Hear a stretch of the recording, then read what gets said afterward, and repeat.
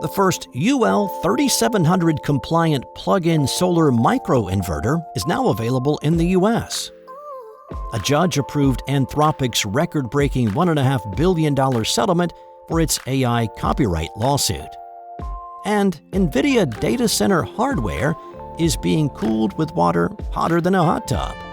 It's Tuesday, July 21st, and here's a quick look at some of the news happening in the sphere of tech this morning from Engadget.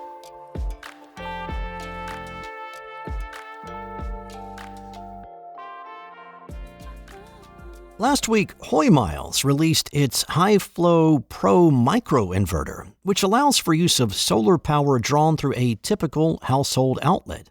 A few states have passed laws permitting this plug-in solar technology, and several others have proposed measures to allow it. As Electrek reported, while microinverters are not a new product category, this one from Hoymiles is notable for being the first in the U.S. to conform to the recently enacted national safety standards. Adopted in December, UL3700 is the inaugural North American safety standard for plug-in photovoltaic energy systems, sometimes referred to as balcony solar.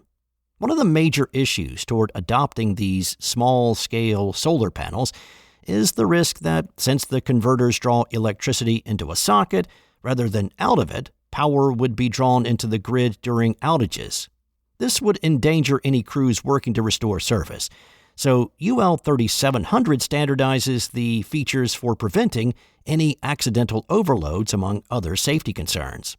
Plug-in solar is not really capable of powering a whole apartment, but it is a way of reducing reliance on the existing electric grid without needing a whole fleet of photovoltaic panels. Having a federal standard for these smaller setups expands the potential consumer base for solar to renters and apartment dwellers who could not pursue full rooftop installations. Anthropic's record-breaking $1.5 billion settlement for an AI copyright lawsuit filed by writers has been approved by a federal judge in San Francisco. The company was sued back in 2024, with the authors accusing Anthropic of using pirated copies of their work to train its Claude large language models. William Alsop, the case's original judge, ruled that Anthropic's use of the writer's work to train Claude counted as fair use. At the same time, he found that the company infringed their copyright when it stored 7 million pirated books to a central library. Alsop rejected the deal in September last year over concerns that it was shoving the terms down the throat of authors. He also said it was nowhere close to complete and left a lot of questions that needed to be addressed. Since then, Anthropic has launched an official website for the settlement, which includes a list of affected works so that authors could know for sure if they can file for a claim. The settlement covers more than 480,000 works. The U.S. District Judge who took over the case after Alsop retired has now approved the settlement terms. Authors are expected to get approximately $3,000 per affected work, while Anthropic is required to destroy the pirated copies of their books. Some of the plaintiffs, however, found the payout too low and opted out of the settlement to file separate lawsuits against Anthropic. Well, here's a question you probably did not expect to hear today, or possibly ever. What do AI supercomputers and hot tubs have in common? It sounds like the start of a joke, right? Well, the truth, though, is that while a hot tub runs at around 100 to 104 degrees, NVIDIA's newest AI servers push their cooling liquid even hotter, all the way up to 113 degrees. Now, that may sound backwards because, how can running hot liquid cool down server rooms?